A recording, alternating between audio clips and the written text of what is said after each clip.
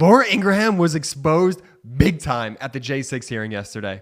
This was when witness Cassidy Hutchinson and the committee shared Ingraham's text with Trump's chief of staff, Mark Meadows, during the insurrection. Let's watch. This is a text message at 2:32 from Laura Ingraham.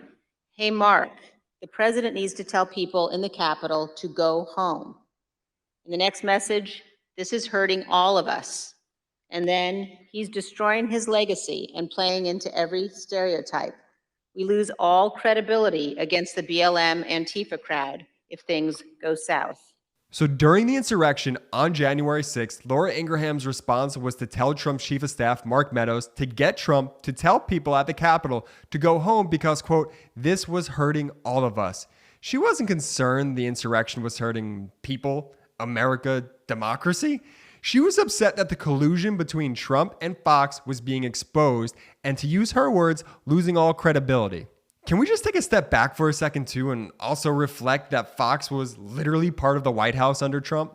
So it should come as no surprise that Laura Ingraham went on Fox last night like clockwork, and her other Fox evil cartoon character anchors mock Cassidy Hutchinson, who was a senior aide to Mark Meadows. Play the clip. Now, the first attempted distraction or shiny object, a former aide to Mark Meadows, Cassidy Hutchinson, was slotted into what was billed as a special, super duper special session of the January 6th committee today.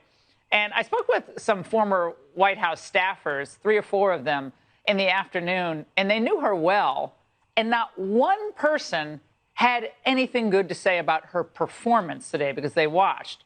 Could you get any stupider? Anonymous Trump staffers didn't like Cassidy Hutchinson's performance. The rage, the anger, the hate, the stupidity spewed from Laura is wild.